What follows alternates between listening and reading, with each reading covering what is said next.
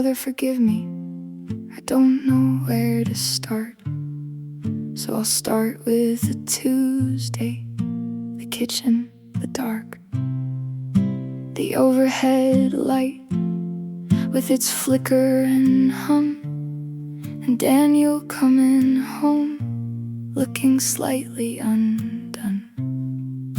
He kissed my cheek first, like he always does, but his hand didn't linger the way that it was. And I stood by the hob with the onion still soft, and I thought nothing. I just thought. There was a receipt in the pocket of his gray coat. I wasn't looking, I was hanging it up by the door. A coffee shop near his work, a Wednesday, 2 cups, flat whites, $4.50. And he told me he was just grabbing a sandwich alone at his desk, too busy. And I stood there and I folded it back, slow and easy. Slid it back in where I found it, said nothing at tea. But I kept seeing the number, 2 cups, just 2 cups. Maybe there's always a reason I haven't seen yet. Maybe a colleague, a meeting, something I forget. But the coat still smells wrong, and I can't name the perfume. And I'm trying so hard not to know what I know. Forgive me, Father, for what I'm about to remember, for standing in the hallway in the cold of last October, for saying nothing, for folding the evidence back, for lying to myself with my hands in his coat in the dark. Forgive me for the silence I chose over the truth. Forgive me for the woman I was before I knew. By Friday I'd almost convinced myself it was fine. He brought home a bottle of that Malbec I like, and we sat on the sofa and watched something we'd seen. And he laughed at the same parts, and so did I, and it almost felt real. But I noticed his phone face down on the arm of the chair, and whenever it buzzed he'd just shift, just barely. And I kept my eyes on the screen, and I kept my hands in my lap, and I counted the buzzes, 1, 2, then quiet, then 3. Maybe there's always a reason I haven't seen yet. Maybe a colleague, a meeting, something I forget. But the coat still smells wrong, and I can't name the perfume. And I'm trying so hard not to know what I know. Forgive me, Father, for what I'm about to remember, for standing in the hallway in the cold of last October, for saying nothing, for folding the evidence back, for lying to myself with my hands in his coat in the dark. Forgive me for the silence I chose over the truth. Forgive me for the woman I was before I knew. There's a version of me still at that hob, stirring the onions, believing he's not. She is so quiet, she is so patient. She doesn't count buzzes, she doesn't read receipts. She trusts the man who kissed her cheek and calls it love and calls it enough. I would give so much to be her again. I would give almost anything, but you can't unsee the 2 cups on the slip. You can't unsmell the wrongness on his coat. So I lay in the dark that Friday night, his breathing gone deep and slow beside me. And I thought about the coffee shop, old brick front, 38 tables. I used to go there with my friend Claire, and I tried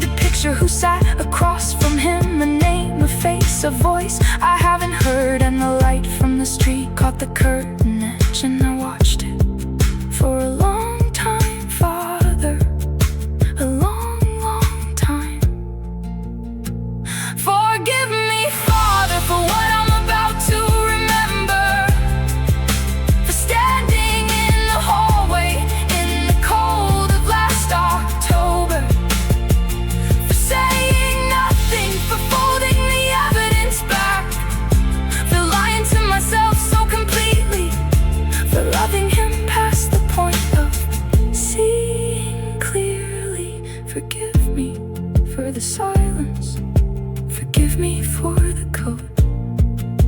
The light still flickers above the heart. The fence between our neighbors still leans, and Daniel is sleeping, and I am watching the curtain, and something is already ending. I just don't know it yet.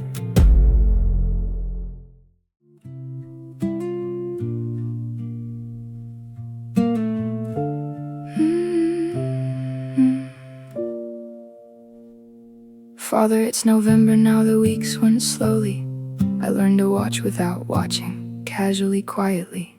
His phone would light up at breakfast just briefly, and he'd turn it over and say something ordinary about the traffic, about the bin collection day. And I'd say yes, and I'd pour my tea away, but I saw a name, I only saw it once. Soph, just Soph, in the first inch of a notification.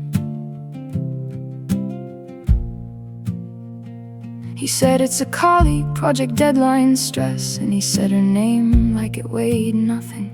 So from the Coventry office, data migration. He had an answer ready and his face stayed steady, and I thought about the receipt still in my memory. 2 flat whites, $4.50 a Wednesday. And I nodded like I believed him, and I washed up our cups and I went to work, and I sat in the car park for 7 minutes before I could make my hands stop. I keep cataloging small things in my head, the way he showered before I woke instead of after. The Saturday morning he was humming something, a small private smile aimed at nothing I could see.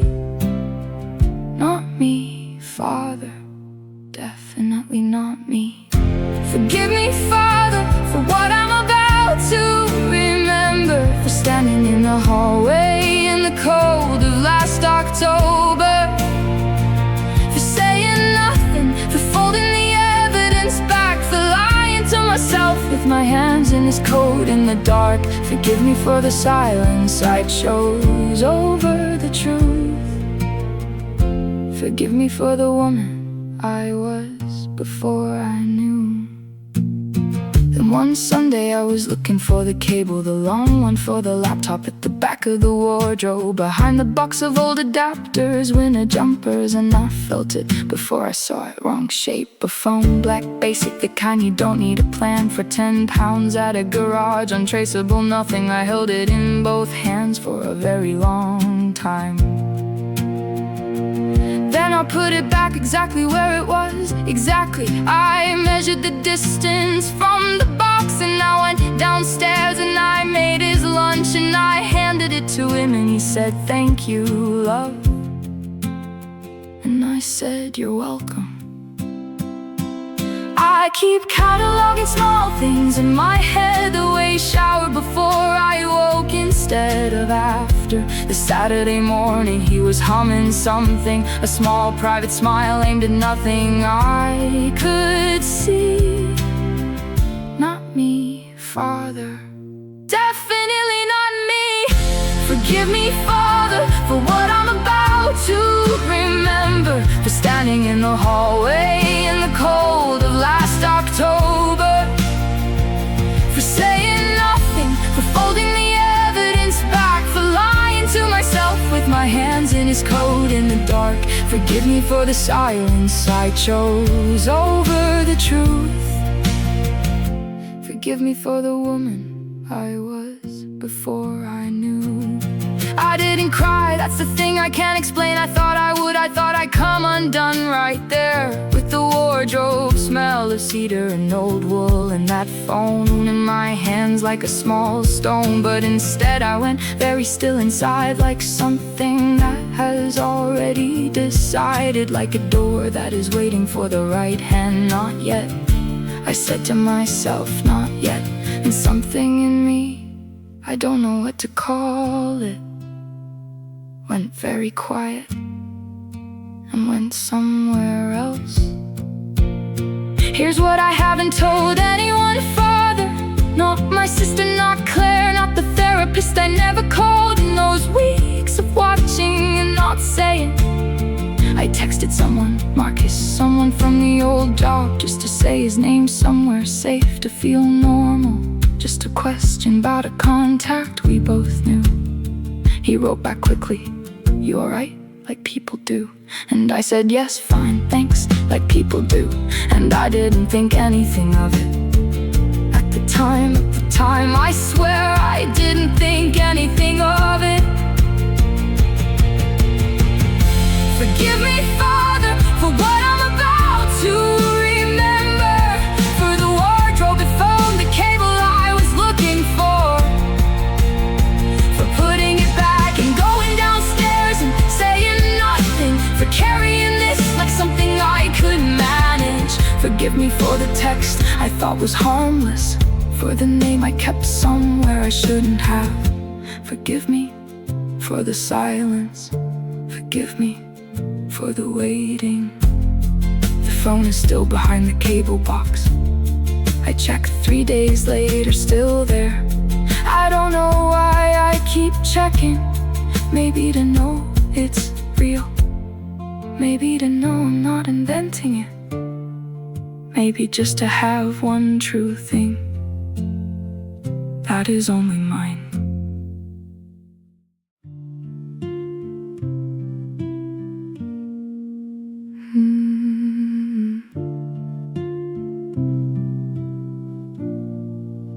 Father, it was late November, gray all day, the kind of Sunday where the light never quite arrives. I've been carrying it for 6 weeks by then, and my back ached from it, my jaw ached from it. I woke at 5 and I lay there and I thought about the receipt and the phone and the name Soph and the private smile on a Saturday morning. And by 6:30 I was in the kitchen, and the light was doing its flicker. And I thought, today I am going to say it out loud. He came downstairs at 8 in his weekend clothes, put the kettle on, didn't notice me standing there. And I said, "Daniel," just his name. And he turned and something crossed his face, something small and fast I almost missed. I said, "I found the phone in the wardrobe, and the coffee, 2 cups, and the name on your screen." And he put his hand on the counter and he didn't say no. He said, "Listen," he said, "it's over." He said, "I love you," and the kettle started screaming. And neither of us moved to turn it off. He talked for a long time after that, about a mistake, about the pressure, about losing himself. And I stood by the window where the fence leans left, and I watched the gray garden, and his voice went on, and something inside me went very, very quiet. Forgive me, Father, for what I'm about to remember, for standing in the hallway in the cold of last October, for saying nothing, for folding the evidence back, for lying to myself with my hands in his coat in the dark. Forgive me for the silence I chose over the truth. Forgive me for the woman I was before I knew. I didn't cry in the kitchen, I cried in the car parked outside the Tesco on the ring road, engine running. Someone walked past with a trolley, a child, a coat. Normal Sunday, normal world. And I sat there until my hands got cold. And I thought about 9 years, the flat we had before this house, the way he used to put his hand on my back in crowds to say, I'm here, you're not lost."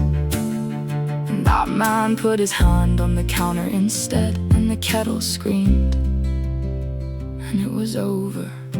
He talked for a long time after that, about a mistake, about the pressure, about losing himself. And I stood by the window where the fence leans left, and I watched the gray garden, and his voice went on, and something inside me went very, very quiet.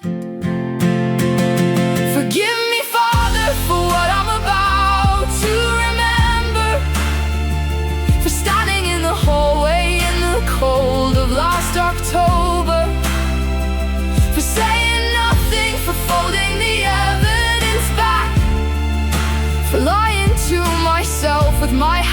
his coat in the dark. Forgive me for the silence I chose over the truth. Forgive me for the woman I was before I knew. I drove to St. Michael's that evening, sat in the car park until the 7 o'clock service. Watched people go in with their ordinary faces, a man with a scarf, 2 women, an older couple. And I thought about going in then, I almost did, but I wasn't ready to say it yet. I wasn't ready to put it into the shape of words that a priest would hear in the dark. I drove home instead, and Daniel had made dinner, and I sat across from him and ate, and said thank you, and said goodnight, and went upstairs alone. Something happens, Father, when you are that numb. You become very polite, you wash up, you answer text, you say fine. When people ask, you go to work, you eat lunch, you come home. You are present in every room and absent everywhere. And the weeks pass and nobody knows, because you are so polite, and your hands do all the right things. And somewhere behind your eyes, you are parked outside a Tesco with the engine running forever. Forgive me, Father, for what I'm about to remember, for the kitchen and the kettle and his hand on the counter, for not crying until I was alone in the car, for eating the dinner he made and saying thank you, for the weeks of politeness, of presence, of nothing. Forgive me for the quiet, forgive me for what came after the quiet. I drove to St. Michael's that evening, and I sat in the car park a long time, and I almost went in, but I wasn't ready yet. I needed one more thing to confess first, and I didn't know that yet.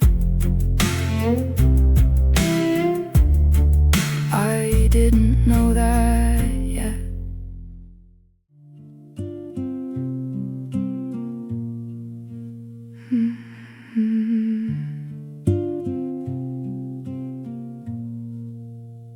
Father, I've told you about him, about the receipts, about the phone behind the cables, about Soph, about the kitchen on a grey November Sunday, about the kettle, about standing at the window, about crying in a car park by the Tesco. You've heard all of it, and you've been very still. And I need you to stay still for what I haven't said yet, for the reason I am here in this confessional in January in the dark on a Tuesday evening. Forgive me, Father, not just for the silence. Forgive me for what broke the silence. It was 4 weeks after the Sunday in the kitchen. Daniel was trying, I suppose he was trying. We were gone in counseling Thursday evenings. A woman in Leamington with a water feature in her hall, and we sat on opposite ends of a sofa, and we used the right words. I felt I needed hours, and I drove home, and I was polite at dinner, and I lay in the dark, and I was hollow. And one evening I picked up my phone and I texted Marcus, the same number, the same nothing question, and he wrote back, I'm around if you want to talk. And I drove to his flat, and I kept my coat on in the hallway, and I was crying before I got to the door. I didn't plan it, I want you to understand that I did not plan it as revenge. I did not feel triumphant, I felt like a building someone had taken the floors out of. I felt like I was still in that car park, engine running, cold hands going nowhere. Forgive me, Father, for what I'm about to remember, for standing in the hallway in the cold of last October, for saying nothing, for folding the evidence back, for lying to myself with my hands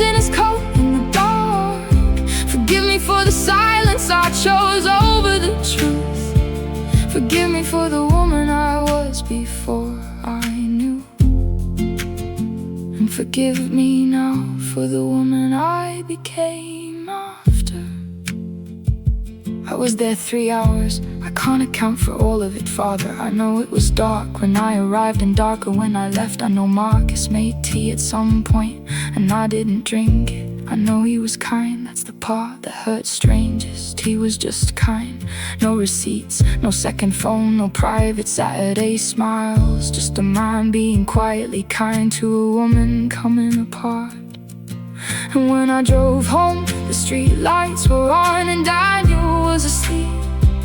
And I stood in the bathroom for a long time, looking at my face in the mirror, as if I expected it to look different. It didn't, Father. That was the worst part. It looked exactly the same. I didn't plan it, I want you to understand that I did not plan it as revenge. I did not feel triumphant, I felt like a building someone had taken the floors out of. I felt like I was still in that car park, engine running, cold hands, going nowhere. Forgive me, Father, for what I'm about to remember, for standing in the hallway in the cold of last October, for saying nothing, for folding the evidence back, for lying to myself with my hands in his coat in the dark. Forgive me for the silence I chose over the truth. Forgive me for the woman I was before I knew,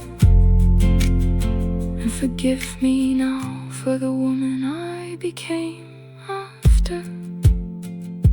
I've been trying to understand what I was looking for in his hallway, with my coat still on, the winter behind me, and I think I was looking for proof that I was still a person who could feel something, that 9 years of a man's betrayal hadn't hollowed me out completely, that I still existed inside this body, that there was still something in me worth being kind to. And that's not an excuse, Father, I know that's not an excuse, but it's what I have. It's the truest thing I can give you, and here is what I keep turning over in the dark. Daniel doesn't know we are still going to Leamington on Thursday evenings. We are still using the right words on the sofa, and I sit across from him at dinner, and I say goodnight. And I watch the fence that still leans in the grey garden, and I think, are we building something back, or are we just two people being very, very polite to each other's secrets? And I don't know, Father, I genuinely do not know, and I think that might be the most honest thing I've said in 2 years. Forgive me, Father, for all of it now, everything, for the October silence and the January darkness, for the coat and the receipt and the phone behind the cables, for Marcus's hallway and the tea I didn't drink, for the face in the mirror that looked exactly the same, for the Thursday evenings and the right words on the sofa,